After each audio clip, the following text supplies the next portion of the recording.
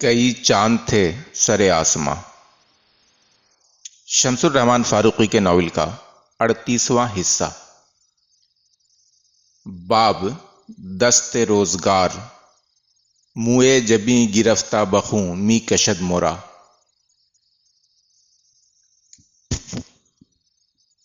قتل کی خبر ملتے ہی سائمن فریزر نے شہر کے تمام دروازے بند کرا دیے تھے، اور اسے جب یہ اطلاع ملی تھی کہ ایک سیاہ پوش سوار کشمیری دروازے کی طرف سے دریا گنج کی طرف بھاگتا ہوا دیکھا گیا ہے، تو اس نے یہ بھی حکم دے دیا کہ کوئی اکا دکا سوار جہاں نظر آئے اسے فوراً روک کر اس کی تلاشی اور اظہار لیا جائے کہ اس وقت وہ کہاں سے آ رہا ہے اور کہاں جا رہا ہے۔ کمپنی کے نفری، عہدی اور پولیس کے پہرے دار ہر طرف پھیل گئے اور آنے جانے والوں کو تنگ کرنے لگے، لیکن انیا تو پائے شاطری مارنے والا مشاق دوندہ تھا۔ وہ پولیس داروں اور چوکیوں کی گرفت میں کب آنے والا تھا؟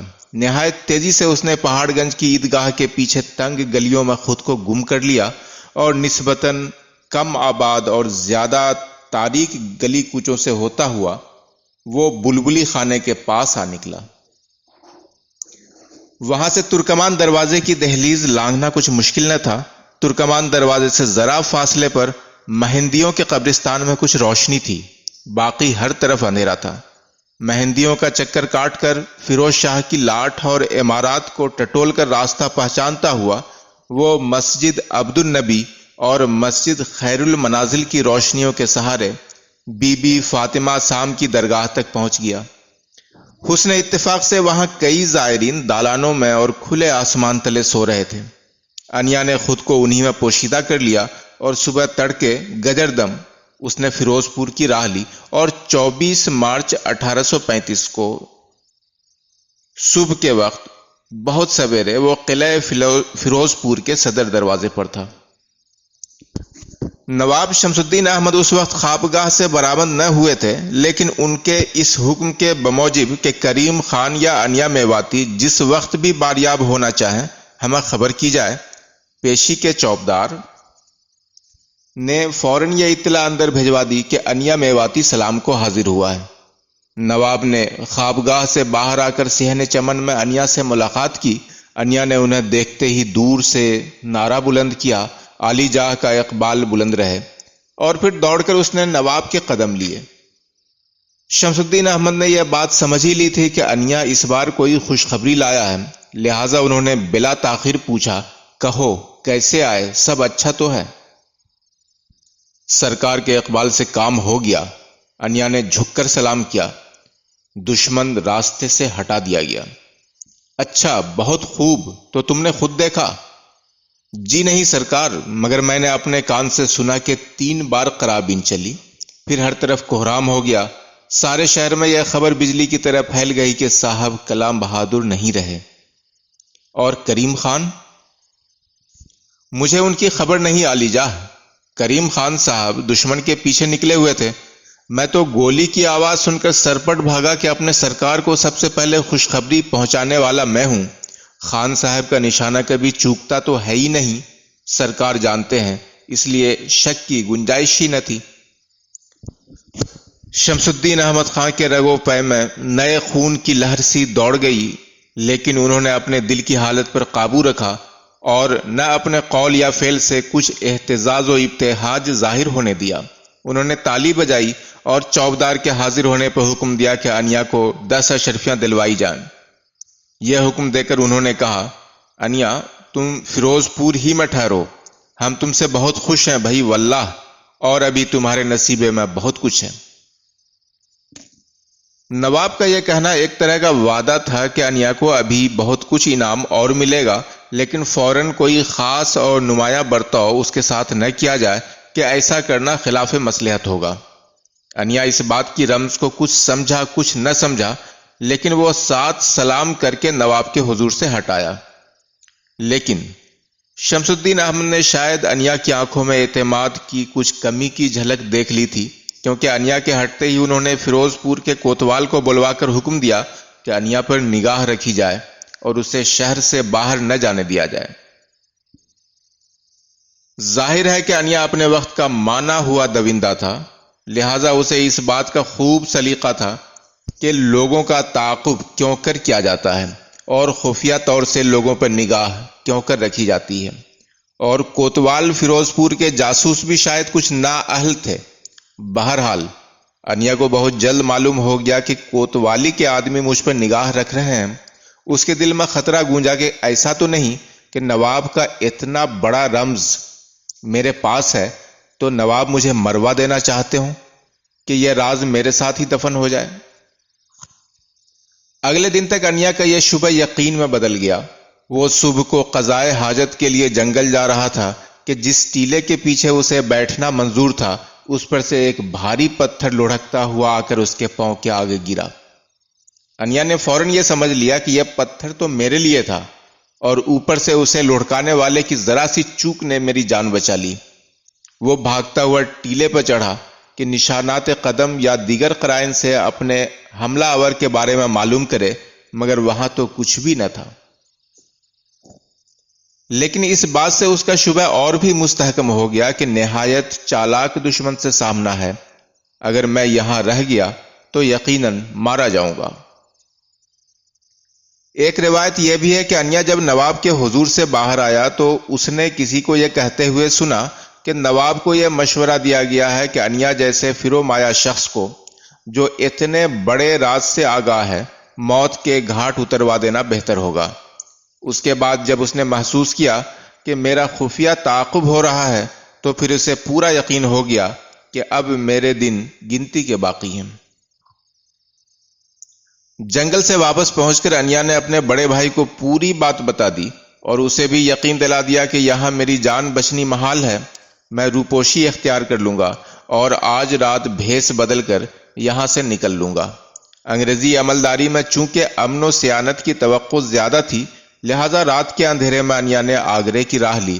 بالا دوی میں مہارت کی وجہ سے رات کا سفر اس کے لیے کچھ ڈراؤنا نہ تھا۔ انیا کے غائب ہونے کی اطلاع کوتوال نے نواب کو اس خوف سے نہ بھیجی کہ نواب سخت سرزنش کریں گے کہ انیا کو کیوں ہاتھ سے یوں نکل جانے دیا گیا۔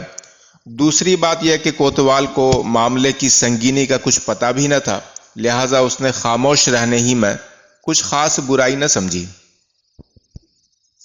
انیا کے غائب ہونے کے چوتھے دن سارے فیروز پور میں یہ خبر عام ہو گئی کہ فریزر صاحب بہادر کا قتل ہو گیا، اور صاحبان فرنگیان نے جان توڑ کوشش کے بعد راز حل کر لیا اور ہمارے نواب کے میر شکار کریم خان بھرمارو کو اس جرم میں گرفتار کر کے جہل خانے بھیج دیا ہے۔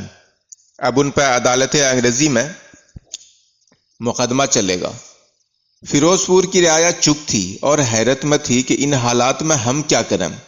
کیا نواب صاحب کو مبارکباد دیں کہ ان کا دشمن مارا گیا، یا ان سے اظہار افسوس کریں کہ ان کا ملازم خاص اس جرم میں گرفتار ہوا ہے؟ خود نواب شمس الدین احمد خان پر بظاہر اس خبر کا کوئی اثر نہ تھا اور نہ انہیں اپنے لیے کسی خطرے کا احساس پیدا ہوا۔ وہ حسب معمول اپنے منصبی کاموں میں مصروف رہے۔ مارچ 1835 کی 28 تاریخ کو صبح کا گجر بجنے سے بہت پہلے دریا گنج کی سڑک اور گلیاں گھوڑ سواروں کی ٹاپوں اور اہدیوں اور نفریوں کے قدموں کی آوازوں سے گونجنے لگیں۔ مشلوں، لینٹرنوں اور فانوسوں کی کثرت پر بارات کا گمان گزرتا تھا۔ سائمن فریزر اور جان لارنس کی قیادت میں کمپنی بہادر کی ایک بڑی جمعیت نے دریا گنج میں نواب شمس الدین احمد خان کی حویلی کو گھیر لیا۔ فریزر، لارنس اور چند انگریز فوجیوں نے اندر داخل ہوتے ہی حویلی کا صدر دروازہ بند کر لیا تھا۔ چھاپا مارنے والوں کو اندر کسی سے خطرہ تھا نہیں، اس لیے وہ مختصر سی گورا ٹکری کافی تھی۔ فریزر تو اندر دیوان خانے میں چلا گیا۔ جان لارنس نے باہر حصے میں اسلحہ خانہ، فیل خانہ، استبل وغیرہ کی تلاشی شروع کر دی اور جلد ہی اس کو کامیابی حاصل ہوئی۔ خاصا بڑا استبل تھا۔ اس کے ایک کونے میں تیلیاں رنگ کا ایک تنومند راہوار سر جھکائے الگ کھڑا تھا۔ پوچھنے پہ بتایا گیا کہ یہ گھوڑا کئی دن سے بیمار ہے اور باہر نہیں نکلتا، لیکن لارنس نے قریب جا کر گھوڑے کے دانے کا توبڑا اس کے منہ سے لگایا تو وہ مزے مزے سے دانا کھانے لگا۔ ابھی لارنس اس بات پر غور کر رہا تھا کہ گھوڑے کے بارے میں اس بظاہر بے وجہ غلط بیان کی وجہ کیا ہے۔ کہیں یہ گھوڑا کچھ اور اہمیت تو نہیں رکھتا کہ اچانک اس کی نظر اس بلند و بالا سیاہی مائل سرنگ کے سموں پر پڑی۔ اسے محسوس ہوا کہ یہاں کچھ عجیب بات ہے، کچھ بدلا ہوا ہے۔ سائس نے لارنس کے حکم پر بادل نخواستہ گھوڑے کا دایاں پاؤں اٹھا کر دکھایا تو لارنس کے بدن میں سنسنی سی دوڑ گئی۔ گھوڑے کی نال تو الٹی ٹھکی ہوئی تھی۔ اس نے چاروں پاؤں اٹھوا کر دیکھے تو سب میں یہی حال تھا۔ وہ مارا، اس نے دل میں کہا۔ جائے واردات پر مشکی سوار کے نشان کسی کی سمجھ میں آتے تو کیوں کر آتے جب گھوڑے کی سب نالیں الٹی ٹھکی ہوئی تھیں۔ مان اس کے دل میں خیال گزرا کہ گزشتہ صدی میں اس کے ملک کا ایک مشہور ڈاکو ڈک ٹرپن بھی تو یہی کرتا تھا کہ واردات کے بعد اپنا تعاقب یا تفتیش کرنے والوں کو مغالطے میں ڈالنے کے لیے وہ اپنی سواری کے گھوڑے کی نالیں الٹی ٹھکوایا کرتا تھا۔ اسے یہ بھی یاد آیا کہ ڈک ٹرپن کا تعاقب شمالی خطوں تک کیا گیا تھا اور بالآخر اسے پکڑ کر پھانسی پر لٹکا دیا گیا تھا۔ اسے یقین ہو گیا کہ ولیم فریزر کے قتل کا معمہ اب اس گھوڑے کی دریافت سے حل ہو گیا ہے اور فریزر کا قاتل بھی بالآخر اپنے کیفر کردار کو پہنچ کر پھانسی کے تختے پر لٹکے گا۔ اندرون حویلی کی تلاشی میں کچھ نہ ملا، حالانکہ جوش تحقیق سے مغلوب ہو کر فریزر نے کچھ جگہوں پر کھدائی بھی کرا ڈالی جہاں اسے خفیہ دستاویزات کے صندوق مدفون ہونے کا شبہ تھا، لیکن مشکوک گھوڑے کے سموں کا ناپ اور نقشہ جائے واردات کے پراسرار نشان سم سے ملایا گیا تو معلوم ہوا کہ دونوں میں کوئی فرق نہیں۔ یہ اطلاع ملتے ہی استبل کے داروغہ اور تمام سائسوں کو حراست میں لے لیا گیا۔ اب ایسا لگنے لگا کہ کریم خان کی بدنصیبی قدم قدم پر ساتھ چل رہی تھی، بلکہ آگے آگے تھی۔ جب تک قتل کی خبر لے کر انیا فیروز پور جھرکا پہنچے نواب نے انتظار اور جذبہ تجسس سے تنگ آ کر کریم خان کے بہنوئی واصل خان کو دریافت کوائف مفصلہ کے لیے دہلی بھیج دیا تھا۔ چنانچہ واصل خان حویلی دریا گنج پر چھاپے اور تلاشی کی صبح والی رات کو حویلی میں آ کر اترا تھا۔ نوکران حویلی سے معمولہ پوچھ گچھ کے دوران واصل خان سے بھی جرح کی گئی۔ اس نے اقبال کر لیا کہ میں کریم خان کا نسبتی بھائی ہوں، لیکن وہ اس موقع پر اپنی دہلی میں آمد کی کوئی معقول وجہ نہ بتا سکا بجز اس کے کہ میں اپنی بیوی کے بھائی سے ملنے آیا تھا۔ بہرحال اسے بھی فوراً گرفتار کروا لیا گیا۔ واصل خان کا حشر کیا ہوا اس کے بارے میں کوئی مصدقہ روایت نہیں۔ ایک انگریز مصنف کو خیال گزرا ہے کہ واصل خان، جس کا نام اس نے وسائل خان لکھا ہے، ہی اصل قاتل تھا۔ بہرحال اس کا امکان ہے کہ واصل خان کو بھی لمبی مدت تک قید سہنی پڑی اور وہ شاید قید ہی میں واصل بحق ہوا۔ ادھر جاسوسوں نے خبر دی کہ نواب کا میر شکار کریم خان کئی بار اسی مشکوک تیلیاں گھوڑے کی سواری کرتا ہوا دیکھا گیا تھا۔ آتشی اسلحہ کی مہارت میں کریم خان کی تمام زمانے میں شہرت کے پیش نظر اس کی تلاش شروع ہوئی تو معلوم ہوا کہ وہ شہر کے ایک مشہور انگریز تاجر ولیم میک فرسن صاحب کے ساتھ دیکھا گیا تھا۔ سائمن فریزر فوراً میک فرسن کی کوٹھی پہ کئی پولیس داروں کے ساتھ پہنچا تو اس وقت کریم خان اور میک فرسن اسی گھوڑے کی خریداری اور قیمت کے تعین کے بارے میں گفتگو کر رہے تھے جس کی نالوں کے بارے میں شک گزر چکا تھا۔ سائمن فریزر نے اپنے دل میں اس بات کو کریم خان کے جرم کا مزید ثبوت قرار دیا اور اسے بلا توقف گرفتار کر لیا۔ گرفتاری کے بعد کریم خان کو لوڈلو کاسل میں بند کر کے سخت ترین تفتیش اور جرح سے گزارا گیا، لیکن نواب شمس الدین احمد تو درکنار کریم خان کو بھی ماخوذ کرنے کی غرض سے جرح کے سوالات قائم کرنے کے لیے کوئی سراغ یا اطلاع انگریزوں کے پاس تھی نہیں۔ لے دے کے وہی افواہ ہیں اور مشکوک گھوڑے کی نالیں تھیں۔ کریم خان مسلسل یہی کہے گیا کہ اس گھوڑے پر کبھی کبھی سواری میں نے ضرور کی ہے، لیکن گھوڑا جب میری سواری میں آیا تو اس کی نالیں بالکل ٹھیک تھیں۔ تو پھر یہ الٹی نالیں کس نے اور کب لگوائیں اور کیوں؟ عالی جاہ یہ تو گھوڑے کا مالک ہی بتا سکے ہے، میں بیچارہ اس کے بارے میں کیا کہہ سکوں ہوں؟ کیوں نہیں؟ تم تو نواب کے میر شکار ہو۔ سرکار میں داروغہ استبل تو نہیں ہوں، کریم خان مسکرایا۔ تو اس میں ہنسنے کی کیا بات ہے؟ تہذیب سے بات کرو، نہیں تو صاحب بھی جوتے سے بات کرے گا، فریزر نے جان لارنس کی طرف اشارہ کرتے ہوئے کہا۔ حضور مالک ہیں، لارنس صاحب اور سیمن صاحب، آپ دونوں مجھے پہچانتے ہیں۔ میں کوئی غلط کام صاحبان عالی شان کے خلاف بھلا کیوں کر؟ یہ چکنی چکنی باتیں اپنی عورتوں کو سنانا، تم ہندوستانی لوگ ڈنڈے کی زبان سمجھتے ہو اور کچھ نہیں۔ ابھی اتنے چابک پڑیں گے کہ ماں یاد آ جائے گی۔ سائمن فریزر نے سرگوشی کے لہجے میں انگریزی میں کہا۔ لارنس ذرا احتیاط سے کام لینا، تم جانتے ہو کمپنی کا حکم ہے کہ دیسی لوگوں کو مار تو ماری جائے، لیکن احتیاط سے۔ ان کی ہڈیاں نرم اور جسم کمزور ہوتے ہیں، ایسا نہ ہو کہ قیدی مر ہی جائے۔ بدنامی بھی ہوگی اور شہادت بھی ہاتھ سے جائے گی۔ اس کو مارو لیکن ہڈیاں نہ توڑنا۔ جان لارنس مسکرایا۔ میں اس حبشی خبیث کی ہڈیاں نہیں، اس کی قوت مقاومت کو توڑ دوں گا، اس نے انگریزی میں جواب دیا۔ Don't worry, I will break this evil negro's spirit, not his bones. بہتر ہے کہ اسے اندھیری کوٹھی میں کچھ دن بھوکا پیاسا رکھیں، سائمن فریزر نے کہا۔ جان لارنس نے کچھ دیر تأمل کیا، پھر وہ بولا، ہاں تم نے اچھی ترکیب سجھائی ہے فریزر۔ جس کوٹھی میں کریم خان کو قید کیا جانا تھا اس میں بان کی ایک چارپائی کے سوا کچھ نہ تھا۔ چارپائی ہٹا دی گئی اور کوٹھی کی کھڑکی اور دروازہ بند کر کے ان پر سیاہ پردے ڈال دیے گئے۔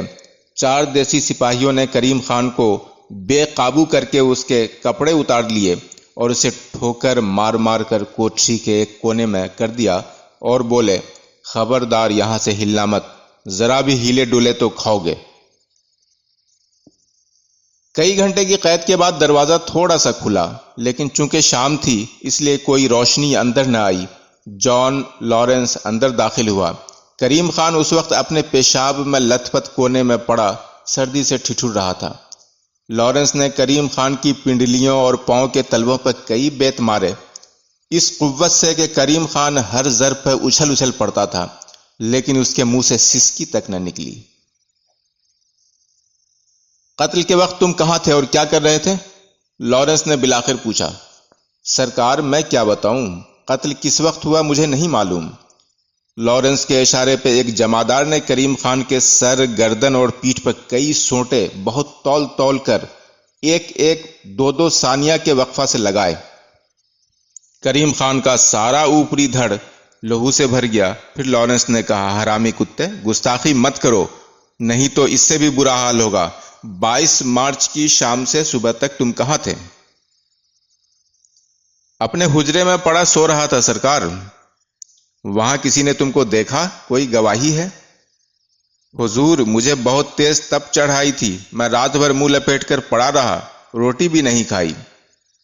تم جھوٹ بولتے ہو، تم اس رات کو صاحب کلاں بہادر کی کوٹھی کے پاس دیکھے گئے تھے۔ ممکن ہی نہیں جناب۔ ایک سپاہی نے کئی سونٹے پھر کریم خان کو لگائے اور جمادار نے کریم خان کو ماں کی گالی دی اور کڑک کر بولا، تو کیا ہمارے صاحب بہادر جھوٹ بول رہے ہیں؟ ابے تو سچ سچ بات بتا کیوں نہیں دیتا؟ جو آپ کہیں جمادار جی، میں تو وہی کہوں گا۔ جان لارنس نے بات نہ پوری ہونے دی اور بڑھ کر دوبارہ کئی بیت کریم خان کے پیٹ اور کفے پا پر لگائے۔ پھر اس نے پوچھا، اچھا یہ بتاؤ کہ تم اس مشکی گھوڑے پر آخری بار کب چڑھے تھے؟ کریم خان چند ثانیے چپ رہا، گویا سوچ رہا ہو، پھر بولا، مجھے یاد نہیں سرکار۔ اچانک وہ مسکرایا۔ میں کوئی روز نامچہ تو بھرتا نہیں سرکار۔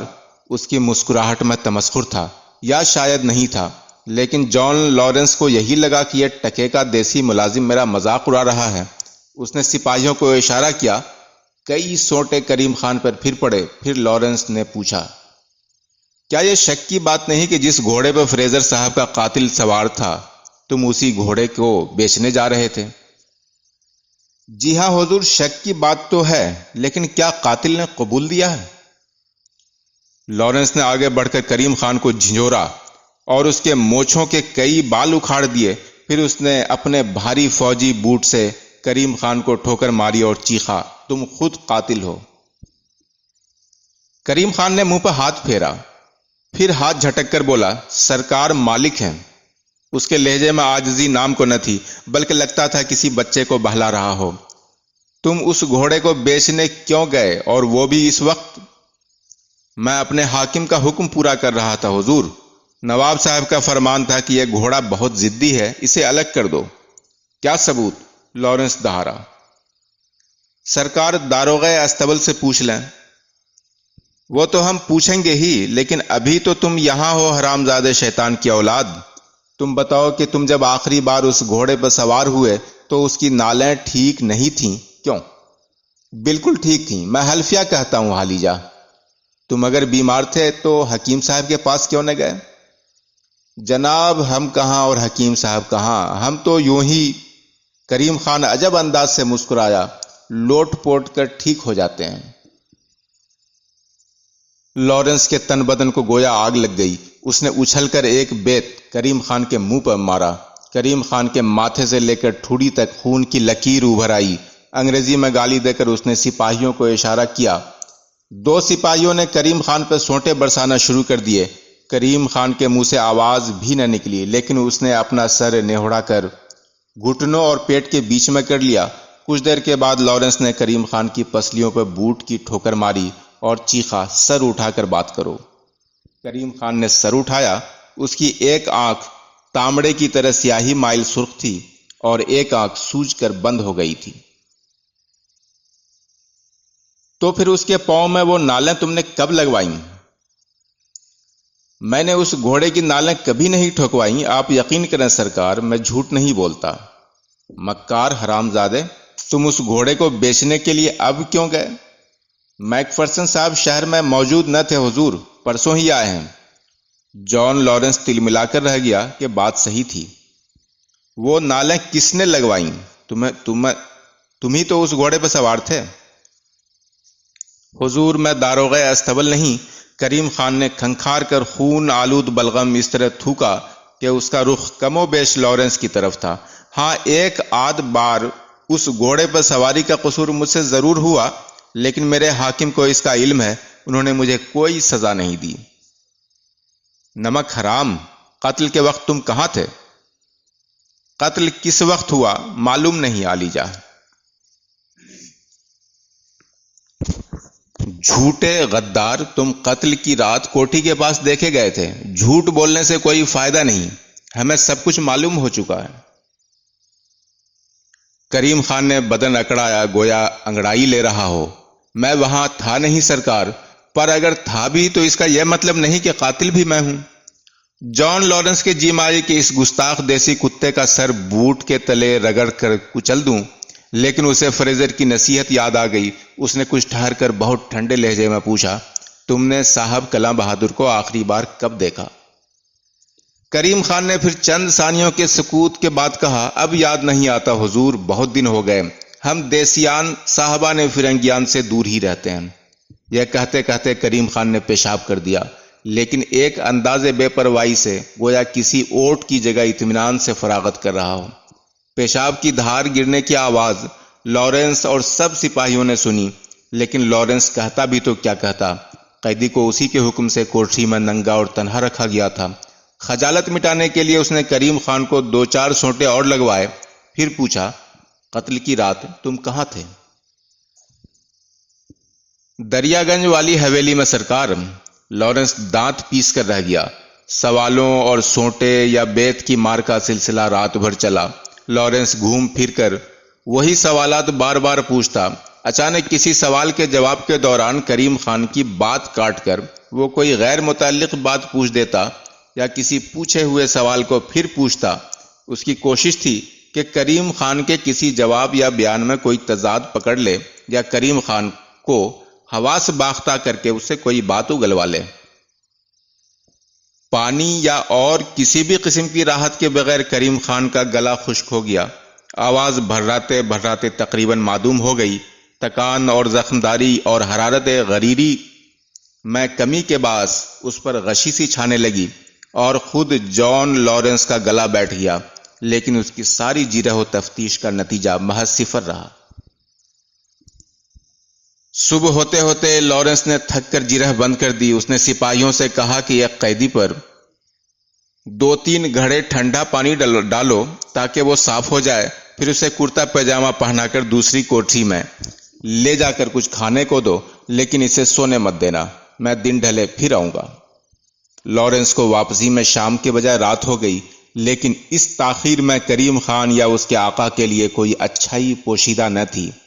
اس دن ایک شہادت ایسی مل گئی تھی کہ سارے فرنگیان اعلیٰ و حکام بالا بغلیں بجا رہے تھے کہ اب کریم خان ہی نہیں، شمس الدین احمد پر بھی ہمارا قابو چل جائے گا۔ ہوا یوں کہ جس دن دریا گنج کی حویلی میں چھاپا پڑا اور گرفتاریاں ہوئیں، اسی دن ایک شخص کا ڈول حویلی کے سامنے والے کنویں میں گر پڑا۔ ڈول کی بازیافت کے لیے مرجیا کنویں میں اتارا گیا، لیکن جب وہ تھوڑی دیر کے بعد اوپر آیا تو اس کے ہاتھ میں گمشدہ ڈول کے علاوہ ایک پتھر کلہ بندوق بھی تھی، جس کی نال کاٹ کر چھوٹی کر دی گئی تھی۔ غوطہ خور نے یہ بھی بتایا کہ ڈول ایک کونے میں کیچڑ میں پھنسا ہوا تھا، اسے زور کر کے نکالا تو اس کے پیندے میں چپکا ہوا ایک کاغذ بھی چلا آیا جو کچھ خط وغیرہ سا معلوم ہوتا تھا۔ پولیس دار نے فوراً میٹکاف صاحب بہادر کو اس دریافت کی خبر دی اور بندوق ما کاغذ بحق سرکار کمپنی بہادر ضبط کر لی۔ میٹکاف نے کاغذ فوراً سائمن فریزر کو بھیج دیا کہ اس کا معائنہ ہو، عبارت کی رمز شناسی کی جاوے اور ضروری سمجھا جاوے تو کاتب کے بارے میں تحقیق ہو۔ بندوق اس نے جان لارنس کے پاس بھیج دی کہ اس کے مالک کا پتہ لگایا جائے۔ کاغذ ہر چند کے بہت گل چکا تھا اور عبارت جگہ جگہ سے مٹ گئی تھی، لیکن اس پر کچھ کیمیائی عمل کیا گیا تو زیادہ تر حروف روشن ہو گئے اور یہ معلوم ہوا کہ یہ کوئی خط ہے جو نواب شمس الدین احمد خان نے کریم خان کو بسلسلہ خریداری سگان شکاری لکھا تھا۔ خط پر دستخط نہ تھے اور نہ مہر تھی، لیکن شمس الدین احمد خان کا سواد خط کئی لوگوں نے پہچان کر گواہی دی کہ یہ کتابت انہی کی لکھی ہوئی ہے۔ کاغذ پر تاریخ صاف نہ تھی اور سال بالکل نہ تھا، لیکن اس میں مذکور تھا کہ کریم خان 3 مہینے سے دہلی میں ہے اور اب اسے واپس آ جانا چاہیے کہ کیونکہ وہ خریداری سگانے سید افغن کے لیے نااہل ثابت ہوا ہے۔ کریم خان کے قیام دہلی کے بارے میں تھوڑی بہت تفتیش سے یہ بات کھل گئی کہ یہ کتابت 1834 اور 1835 ہی کے زمانے کی ہے۔ خریداری سگانے شکاری کے معنی یہ نکالے گئے کہ یہ رمز ہے اور اس کے معنی قتل ولیم فریزر ہیں۔ حکام انگریزی کو اس بات کے ثابت کرنے میں ناکامی ہوئی کہ اکتوبر 1834 سے کریم خان کے قیام دہلی کی اصل غایت فریزر کا قتل تھا۔ کریم خان نے فریزر کی نقل و حرکت پر نگاہ رکھنے کے لیے جتنے جاسوس نوکر رکھے تھے وہ کریم خان اور نواب شمس الدین احمد کے جانثار تھے، لہٰذا وہ سامنے نہ آئے اور نہ ہی کوئی مخبر ان کے بارے میں کچھ معلومات مہیا کر سکا، لیکن یہ کمی بندوق کے سراغ سے پوری ہو گئی، کیونکہ فریزر کے آدمیوں نے چند ہی گھنٹے کی محنت میں ایک لوہار کو ڈھونڈ نکالا جس نے بندوق کی شناخت کی اور گواہی دی کہ میں نے کریم خان کی فرمائش پہ اس کی نال کاٹی تھی۔ اب تو جان لارنس اور فریزر قسم کھانے کو تیار تھے کہ کریم خان پر ہی نہیں، شمس الدین احمد خان پر بھی جرم ثابت ہو گیا ہے۔ وہ دونوں اپنے اس خیال میں اس قدر پختہ تھے کہ انہوں نے ٹامس میٹکاف کے سامنے تجویز رکھی کہ اب مرزا مغل بیگ خان اور فتح اللہ بیگ کو قید رکھنے کی ضرورت نہیں۔ قتل کے اصل مجرم شناخت کر لیے گئے ہیں، لیکن میٹکاف جہاں دیدہ اور مدبر ہونے کے ساتھ حد درجہ محتاط بھی تھا۔ وہ کسی بھی قیدی کو چھوڑنے پر راضی نہ ہوا۔ اس کی ایک دلیل یہ بھی تھی کہ جب تک مرزا مغل قید رہے گا، شمس الدین احمد پر ہمارا دباؤ قائم رہے گا۔ رہا فتح اللہ بیگ، تو اس جیسے کم حقیقت شخص کا جیل میں رہنا نہ رہنا برابر ہے، اور اس وقت ضرورت دیسیوں پر داب و دبدبے سلطنت ظاہر کرنے کی ہے، نہ کہ مروت اور شفقت کی۔ لہٰذا ولیم فریزر کے گھوڑ سوار کوچبان اور نواب شمس الدین احمد کے داروغہ استبل اور سئیسوں کی طرح مرزا مغل بیگ خان اور فتح اللہ بیگ خان بھی بدستور قید میں رکھے گئے۔ رات کو جان لارنس اور سائمن فریزر ساتھ علی پور گئے۔ اس بار کریم خان کی کوٹھی میں خود جانے کی بجائے لارنس نے حکم دیا کہ کریم خان کو حسب سابق ننگا کر کے جیل کے صحن میں ایک کرسی پہ بٹھا کر رسیوں سے جکڑ دیا جائے۔ اس کی آنکھوں کے آگے تیز مشعلیں روشن کر دی گئیں، اس طرح کہ اسے روشنی کے پیچھے کچھ نظر نہ آ سکتا تھا۔ سائمن فریزر نے اس کاغذ کو جو کنویں سے برآمد ہوا تھا کریم خان کے سامنے لہرا کر پوچھا، تم اس کاغذ کو پہچانتے ہو؟ عالی جاہ، مجھے اتنی دور سے کیا نظر آ سکے ہے؟ کاغذ میرے ہاتھ میں پکڑا ہے۔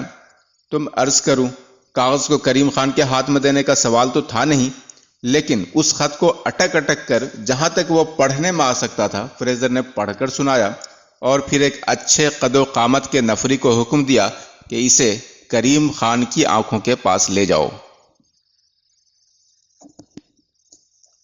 کیوں؟ سن لیا اور دیکھ لیا، اب بتاؤ۔ میں کیا بتاؤں سرکار، میں نے اس خط کو کبھی دیکھا ہی نہیں اور نہیں کہہ سکوں ہوں کہ اسے لکھا کس نے۔ کمینے، کیا تم اپنے نواب کی لکھائی نہیں پہچانتے؟ پہچانتا تو ہوں میرے سرکار، لیکن اس پر میرے مالک کے نہ دستخط ہیں نہ مہر ہے۔ لیکن لکھائی تو انہی کی ہے کہ نہیں؟ صاف جواب کیوں نہیں دیتا کہ کس نے لکھا ہے؟ عالی جاہ، مجھے کیا معلوم کہ کس نے لکھا ہے؟ کسی نے جال یا دند پھند کیا ہوگا تو میں کیا جانوں؟ میں کہتا ہوں کہ یہ خط شمس الدین احمد نے تم کو لکھا تھا، اور شکاری کتوں کی خرید سے مراد ولیم فریزر صاحب کلام بہادر کا قتل تھا، اور تم نے یہ کام شمس الدین احمد کے حکم پر انجام دیا۔ جناب حاکمان ہیں، کچھ بھی کہہ سکے ہیں، لیکن یہ خط مجھے ملا ہی نہیں، اور نہ میں یہ مان سکتا ہوں کہ نواب شمس الدین احمد خان بہادر۔ فریزر نے جملہ پورا نہ ہونے دیا اور اس کے پہلے ہی جھپٹ کر کریم خان کے پیٹ پر بوٹ سے ٹھوکر مارتا ہوا بولا، خونی قاتل بدماش کو نواب اور خان بہادر کہتا ہے؟ تو اور تیرا نمک حرام نواب دونوں ہماری ٹھوکر میں ہیں۔ ایسا کوئی خط لکھ سکتے تھے؟ کریم خان نے جملہ پورا کیا، گویا اس کے لیے فریزر کی ٹھوکر اور گالی بھرے جملے کا وجود ہی نہ ہو۔ صاحب کلام بہادر سے تیرے ڈکیت نواب کی دشمنی کوئی ڈھکی چھپی بات نہیں۔ عالی جاہ، کریم خان پھر وہی مسکراہٹ مسکرایا جو صاحبان عالی شان کو نہایت خبیث لگتی تھی۔ بڑوں کی باتیں بڑے ہی جانیں، میں تو حقیر خدمتگار ہوں، آپ کے لیے کیڑے سے بھی بدتر ہوں۔ فریزر نے بڑی مشکل سے خود کو ضبط کیا۔ تم شمس الدین احمد کے ساتھ پلے بڑھے نہیں ہو؟ پلا بڑھا تو آپ کا کتا بھی آپ کے بابا لوگوں کے ساتھ ہے سرکار، کریم خان نے بظاہر مسکین لہجے میں کہا، لیکن اس بار پھر اسے سلے میں کئی سونٹے کھانے پڑے۔ ہم تمہیں کتے سے بدتر موت ماریں گے، اس بار سائبن فریزر مسکرایا، ہم تمہیں سور کی کھال میں سلوا کر جمنا میں پھینکوا دیں گے۔ یہ بند کھلوا کر میرے ہاتھ میں ایک تلوار دے دیجئے سرکار، ہم تجھے اس طرح ماریں گے کہ تو اپنی تلوار اپنی ہی چھاتی میں بھونک لے گا۔ فریزر دہارا، سچ کہتا کیوں نہیں کہ یہ خط تجھے کب ملا اور اس کا مطلب کیا ہے؟ حضور علی، وہ کاغذ تو بالکل آپ زدہ ہے، کیا کہیں پانی میں پڑا ملا تھا؟ سوال ہم پوچھ رہے ہیں، زیادہ اڑنے کی کوشش نہ کرو، جواب دو۔ حضور، اگر یہ خط میرے صاحب کا ہے اور اگر یہ مجھے ملا ہوتا تو میں کیا اسے پانی میں پھینک دیتا؟ کریم خان نے صاحبان فرنگی کی طرف کچھ ایسی نگاہ سے دیکھا گویا ان کی عقل پر رحم کھا رہا ہو۔ بار بار انہی سوالوں کو دہرانے اور طرح طرح سے کریم خان پر تشدد کرنے اور اسے ذلیل کرنے میں آدھی رات گزر گئی، لیکن کریم خان وہی باتیں کہتا رہا جو شروع سے کہتا رہا تھا۔ بالآخر سائمن فریزر نے جان لارنس سے کہا کہ اب تم جرح شروع کرو۔ لارنس نے اشارہ کیا تو اس کے پیچھے کھڑے ہوئے ایک برقنداز نے اس کے سامنے ایک بندوق رکھ دی جس کی نال کٹی ہوئی تھی۔ مشعلوں کی روشنی میں بندوق صاف دکھائی دیتی تھی اور اسے دیکھ کر کریم خان ایک لمحے کے لیے سناٹے میں آ گیا۔ کریم خان، تم اس بندوق کو پہچانتے ہو؟ سرکار، اتنی دور سے میں کیا پہچانوں، بس یہ ہے کہ بندوق ہے۔ یہ تمہاری بندوق ہے؟ مجھے نہیں معلوم عالی جاہ۔ پھر کچھ توقف کے بعد کریم خان نے کہا، کیا اس پر میرا نام لکھا ہوا ہے؟ پھر وہی حرام زادگی، ابے مادر بخطا، سوال ہم پوچھ رہے ہیں، ہم پوچھتے ہیں کہ یہ بندوق تیری ہے؟ سرکار بہتر جانتے ہیں۔ بکواس مت کرو، پیچھے کھڑے ہوئے بردار نے کریم خان کے منہ پہ ایک مارا۔ کریم خان کے چہرے پر کرب کی ایک لہر آئی، لیکن اس نے کہا کچھ نہیں۔ اقبال کر لو ورنہ مارے جاؤ گے۔ کریم خان نے ایک مصنوعی ٹھنڈی آہ بھری، اب مارے جانے میں کیا کسر ہے عالی جاہ۔ جملہ ختم ہوتے ہی اس کے سر و گردن پر پھر ایک پڑا۔ ضرب اس قدر شدید تھی کہ کریم خان کا سر ایک طرف لڑھک گیا۔ تھوڑی سی خاموشی کے بعد لارنس نے بہت آہستہ سے پوچھا، کریم خان، تم جمعہ الدین لوہار کو جانتے ہو؟ کریم خان کے سوتے ہوئے چہرے پر تفکر کی شکن ابھری۔ بالآخر اس نے کہا، وہی جمعہ الدین لوہار جس کی دکان کوچہ بلاقی بیگم میں لالا پورن مل کی حویلی کے پیچھے ہے؟ وہی سمجھ لو، لارنس نے جواب دیا۔ تو پھر تو میں اسے جانتا ہوں سرکار۔ لارنس اور فریزر دونوں فتح مندانہ مسکراہٹ مسکرائے۔ لارنس نے کہا، جمعہ الدین کا حلفیہ بیان ہے کہ یہ بندوق تمہاری ہے اور اس نے تمہارے کہنے سے اس کی نال کاٹی تھی۔ کریم خان پھر تھوڑی سی سوچ میں پڑ گیا۔ جمعہ الدین کہتا ہے تو ٹھیک ہی ہوگا کہ یہ میری ہی بندوق ہے اور میں نے ہی اس کی نال کٹوائی ہوگی۔ لارنس بڑے جوش سے کچھ کہنے والا تھا کہ کریم خان نے مزید کہا، لیکن اگر یہ وہی بندوق ہے تو یہ تو بہت دن سے میرے پاس نہیں ہے، کھو گئی تھی۔ تم پھر جھوٹ بول رہے ہو جزامی اونٹ کی اولاد۔ تم نے بندوق کی نال کٹوائی کیوں تھی؟ سور مارنے کے لیے حضور۔ لفظ سور کو اس نے کچھ اس طرح ادا کیا جیسے کوئی ظریفانہ بات کہہ رہا ہو۔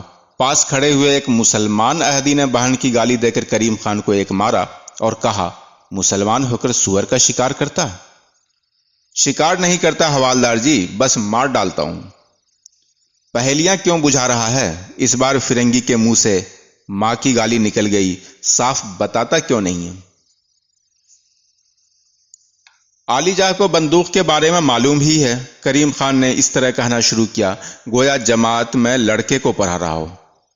نال چھوٹی کرنے کا فائدہ یہ ہے کہ بندوق کا توڑ کم ہو جاتا ہے، لیکن چھرے دور تک نہیں پھیلتے، سب قریب قریب یکجا ہی گرتے ہیں۔ لہذا نال کٹی ہوئی بندوق کم فاصلے کی مار کا ہتھیار ہے۔ اگر فاصلے سے چند قدم کے کسی پر ایسی بندوق سر کی جاوے تو کریم خان وہی مسکراہٹ مسکرایا جو صاحبان فرنگیان کو زہر لگتی تھی۔ اس نے دونوں ہاتھوں کی انگلیاں چٹکھائیں اور انہیں الگ کر دیا۔ بس اسی طرح چٹ پٹ دو ٹکڑے ہو جاوے گا۔ اس نے فریزر کی طرف پرمانی نظروں سے دیکھا۔ فریزر کو جھرجھری سی آ گئی۔ اس کو خاموش دیکھ کر لارنس نے کہا، پھر آئندہ ایسے موقع کے لیے میں نے یہ بندوق تیار کرائی کہ آسانی سے پالکی میں رکھی جا سکتی تھی اور میرے صاحب بھی جھٹ پٹ فائر کر سکتے تھے۔ تو تم قبولتے ہو کہ یہ بندوق تمہارے مالک کے اور تمہارے استعمال میں تھی؟ بے شک حضور، لیکن مدت ہوئی یہ بندوق کھو گئی۔ ایک بار میں نے شکار میں کاندھے سے اتار کر ایک پتھر پر چشمے کے کنارے رکھ دیا تھا، پھر وہاں سے اٹھا تو اٹھانا اسے بھول گیا۔ تم نے شمس الدین احمد کو یہ بات بتائی؟ نواب صاحب بہادر تو وہیں موجود ہی تھے حضور، مجھ پہ بہت گرم ہوئے۔ کب کا واقعہ ہے یہ؟ کریم خان انگلیوں پہ حساب لگا کر بولا، اب کے چاند کو 9 مہینے ہو جائیں گے جناب۔ لیکن تم اسے جنگل میں بھول آئے تھے، تو پھر یہ دریا گنج کی حویلی کے سامنے کنویں میں کیسے پہنچی؟ سرکار ایک بات پوچھوں؟ سوال ہم پوچھ رہے ہیں، تمہارا کام جواب دینا ہے۔ عالی جاہ، جمعہ الدین نے اپنے اظہار میں بتایا تو ہوگا کہ میں نے بندوق کی نال کب؟ سوال کا جواب دو، کتوں کی طرح بھوکنے کی ضرورت نہیں۔ کریم خان نے سمجھانے والی سی ہلکی آواز میں کہا، حاکمان عالی جاہ کی رائے روشن پر ظاہر ہوگا کہ چھپ کر دور سے مار کرنے کے لیے چھرے والی بندوق بالکل بیکار ہوتی ہے، کیونکہ چھرے دور دور پھیل جاتے ہیں اور بمشکل ایک ہی 2 چھرا نشانے پر لگتا ہے، اور اگر بندوق کی نال کٹی ہوئی ہو تو اس کا توڑ بھی کم ہو جاتا ہے۔ تم پھر پاگل کتے کی طرح بھونک رہے ہو، لارنس نے تیزی سے کہا۔ موقع پر جو گولیاں برآمد ہوئی ہیں وہ اسی بندوق سے چلی تھی۔ یہ بندوق تمہیں پھانسی پر چڑھوا دے گی۔ حقیقت یہ تھی کہ کریم خان کے خلاف جو مقدمہ تیار کیا جا رہا تھا اس میں 2 بڑے سقم تھے۔ ایک تو یہ کہ جمعہ الدین کسی بھی طرح یہ کہنے کو تیار نہ تھا کہ بندوق کی نال کٹوانے کا واقعہ حال میں پیش آیا تھا۔ بار بار کی شدید جرح کے باوجود وہ اپنی گواہی پر قائم تھا کہ واقعہ پرانا تھا، لیکن صحیح تاریخ یا مہینے کا تعین وہ نہ کر سکتا تھا۔ دوسری کمزوری یہ تھی کہ ہرچند کے قاتلانہ فیر بہت نزدیک سے ہوا تھا، لیکن عام تجربے اور عقل کا تقاضا تھا کہ وہ ایسی بندوق سے ہوا ہو، مثلا ٹوپی دار یا رائفل جو دور تک مار کر سکتی ہو. 2 گولیاں یا گراب جو مقتول کے بدن سے برآمد ہوئے تھے انہیں اب غور سے معائنہ کیا جا رہا تھا اور کنویں سے برآمد شدہ پتھر کلہ بندوق سے چند فائر کر کے خارج شدہ گراب سے مقابلہ کر کے یہ متعین کرنے کی کوشش کی جا رہی تھی کہ آیا مقتول کے بدن سے نکالے ہوئے گراب اسی بندوق سے سر کیے گئے تھے. لیکن چونکہ توڑے دار بندوقوں کی نال میں اندرونی سطح پر خار یعنی گرووز نہ ہوتے تھے، لہٰذا ان سے فائر کی ہوئی گولیوں پر چکر دار نشان جسے رائفلنگ کہتے ہیں بھی نہ ہوتے تھے. اس لیے حتمی فیصلہ ناممکن تھا کہ صرف ایک عمومی رائے دی جا سکتی تھی. ظاہر ہے کہ فریزر اور لارنس اپنے مقدمے کی کمزوری کو خفیہ رکھنا چاہتے تھے، لیکن انہیں یہ بھی منظور نہ تھا کہ کریم خان کو یہ ایسا اظہار دے یا کسی سوال کا ایسا جواب دے جس سے ان کا مقدمہ کمزور پڑ جانے کا امکان ہو. ساری رات یوں ہی گزر گئی. صبح کاذب کی دھندلی سفیدی میں کریم خان کا چہرہ سیاہی ماہل اور پچکا ہوا سا معلوم ہونے لگا تھا. اس کے بدن پر جگہ جگہ انگریزوں کے تھوک اور اس کے اپنے کف دہن کے ملگجے نشان تھے. اس کی نیم وا آنکھیں اندر کو دھس گئی تھیں اور رات بھر کی جسمانی اذیت اور شبنم اور سیت نے اس کا جسم اکڑا دیا تھا. پہاڑی کی جھاڑی جھنڈیوں میں سوئے ہوئے جانور جاگے. مسجدوں اور مندروں میں عبادت کی تیاریاں ہونے لگیں. اواخر مارچ کی سرد ہوا شمال مغرب سے بہنے لگی. جیل کے صحن میں جلتی ہوئی مشعلوں اور فانوسوں کا رنگ پھیکا پڑنے لگا تو صاحبان فرنگیان نے کہ خود بھی بہت افشردہ و واماندہ ہو چکے تھے ایک آخری کوشش کی. فریزر نے بلند آواز میں کہا، سنو کریم خان. کریم خان جب متوجہ نہ ہوا تو ایک سپاہی نے آگے بڑھ کر اس کا شانہ جھنجھوڑا اور اس کا سر ہلا کر کہا، ابے سنتا ہے نہیں ہے ماں کا یار، صاحب بہادر کچھ فرما رہے ہیں. کریم خان نے گردن سیدھی کی، ادھر ادھر دیکھا اور ایک مصنوعی سی جمائی لے کر بولا، جی سرکار حاضر ہوں. کریم خان، فریزر نے کہا، جرم تم پر ثابت ہے، تم تو بے شک پھانسی پر لٹکو گے، لیکن اگر تم سچی بات بتا دو کہ تم نے شمس الدین احمد کے کہنے پر یہ کام کیا تھا تو ہم تم کو وعدہ معاف گواہ بنا لیں گے، پھر تمہاری جان بچ جائے گی اور نواب کو اپنے کیے کی سزا ملے گی. کریم خان نے سر اٹھایا اور کھوکھلی سی آواز میں کہا، گویا اس کے سینے میں طاقت نہ ہو، سرکار جھوٹ بولنے سے تو مر جانا ہی اچھا. فریزر اور لارنس ایک دوسرے کا منہ دیکھنے لگے.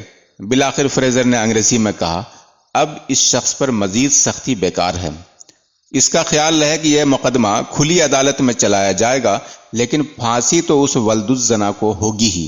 ہمیں شمس الدین احمد کے خلاف مزید شہادت فراہم کرنی ہوگی.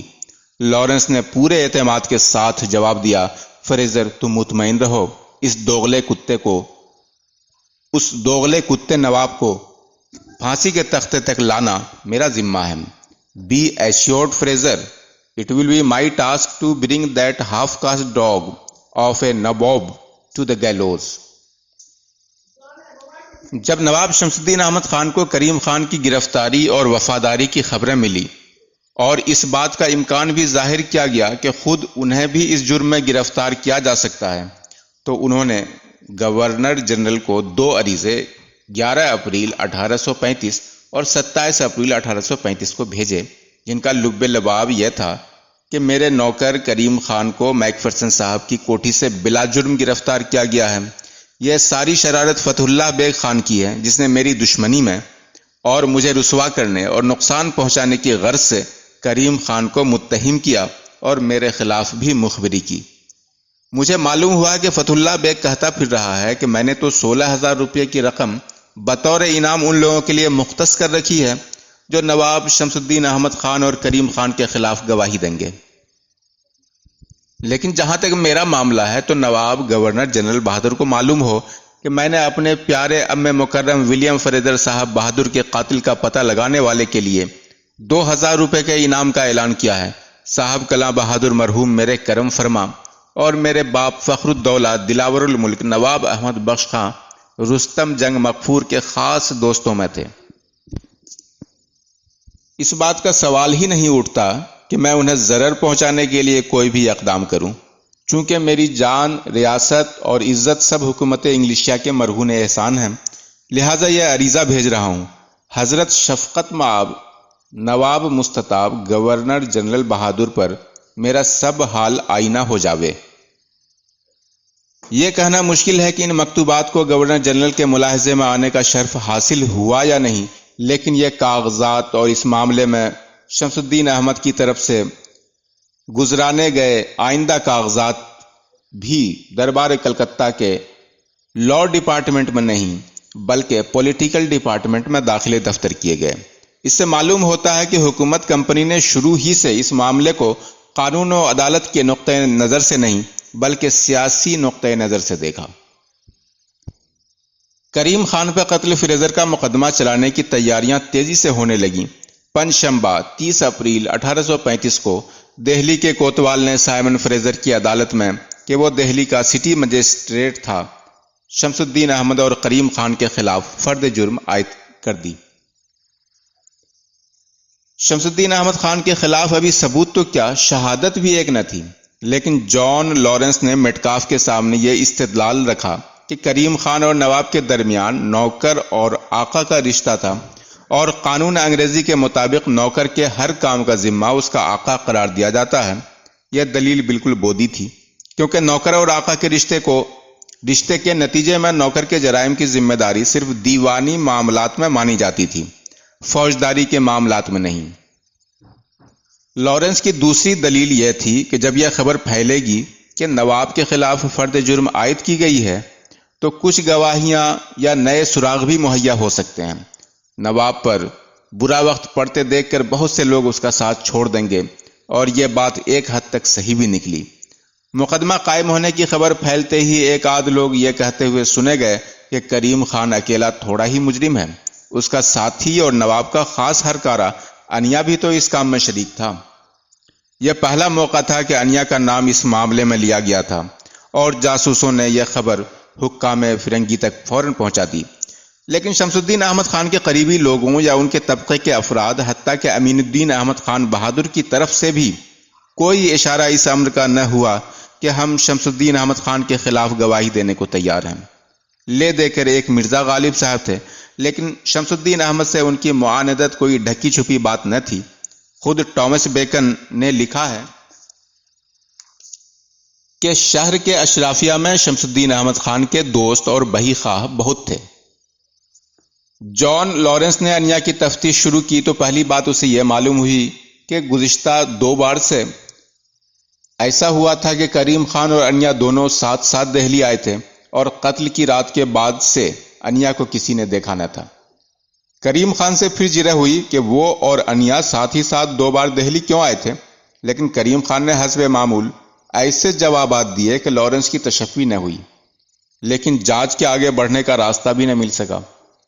لارنس اپنی بوٹیاں نوچتا رہ جاتا، لیکن کریم خان کی تقدیر اس کے دشمنوں کے آگے آگے چل کر انہیں راستہ دکھا رہی تھی۔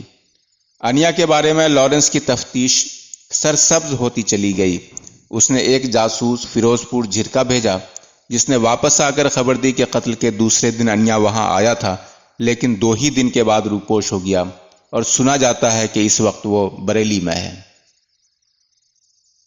ادھر مقدمے کی کارروائی اور فرد جرم کی از روئے ضابطۂ فوجداری تصدیق و توثیق کے بعد معاملہ اس لائق قرار دیا گیا کہ ملزمان مسمیان کریم خان اور شمس الدین احمد پر قتل عمد کا مقدمہ جج صاحب بہادر سرکٹ کورٹ کے روبرو پیش کیا جائے۔ اس زمانے میں سیشن عدالت کو سرکٹ کورٹ کہتے تھے۔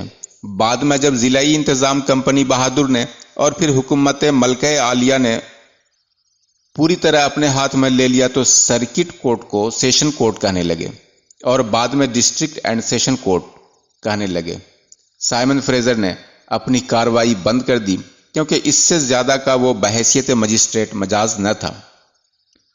چند دنوں کے اندر اندر ٹامس میٹکاف نے ایک بہت تجربہ کار انگریز مسٹر جان الیگزینڈر کالوین کو اسپیشل جج اور کمشنر مقرر کیا کہ وہ اس مقدمے کی سماعت اور فیصلہ کریں گے۔ یہ مئی 1835 کا پہلا دن تھا۔ کہا گیا ہے کہ جب مقدمے اور اس کے ممکن انجام کی خبر پھیلی اور یہ خبر خیر خواہان کمپنی نے شد و مت سے پھیلائی تھی تو انیا نے اپنے بھائی دھنے خاں کو ایک شخص کے ساتھ کر کے جان لارنس کے پاس بھیجا کہ اگر انیا کو وعدہ معاف گواہ بنا دیا جائے تو وہ ساری بات تشت از بام کر دے گا۔ ایک قول یہ بھی ہے کہ جان لارنس نے اپنی صحیح سے بریلی میں انیا کا پتہ چلایا اور اسے وعدہ معاف گواہ بنانے کا لالچ ورنہ پھانسی کا خوف دلا کر دہلی بلوا لیا اور لوڈلو کاسل کے جیل خانے بھجوا دیا۔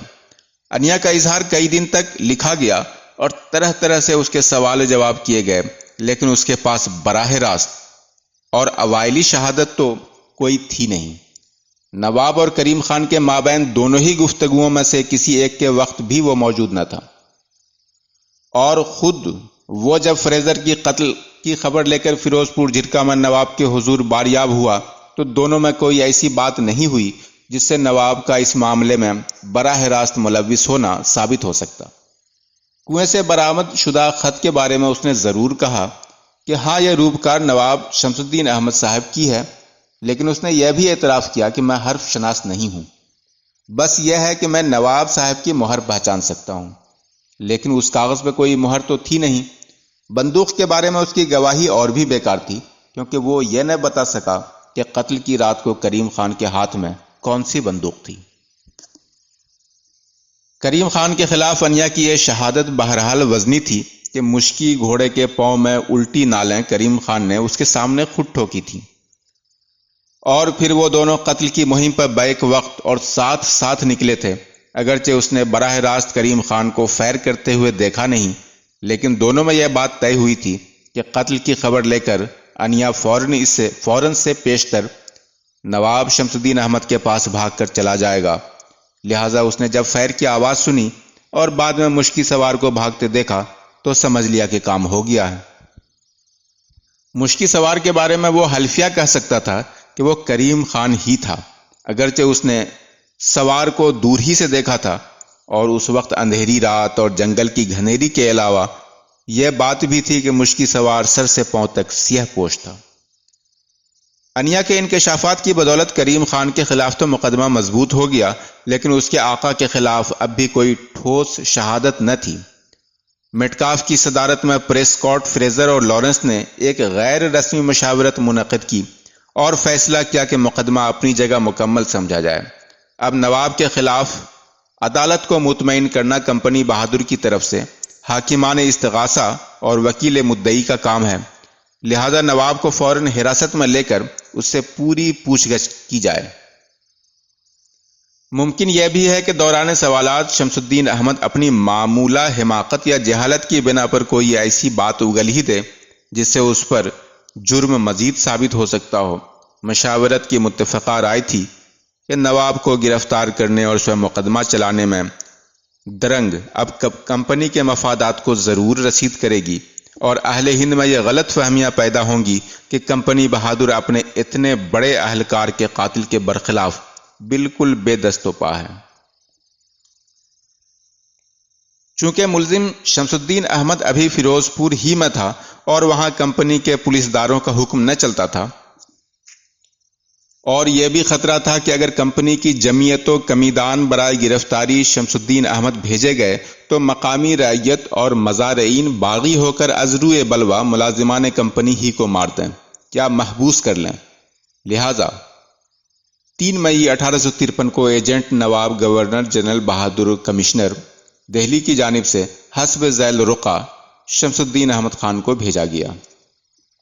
وقیع المراتب اور یار خاص گورنمنٹ کمپنی انگلیشیا بہادر و دلبند نواب مستطاب سر چارلس میٹکاف گورنر جنرل بہادر دلاور الملک نواب شمس الدین احمد خان بہادر رئیس فیروز پور جھرکا بعد دعائے عافیت ملاحظہ فرمائیں۔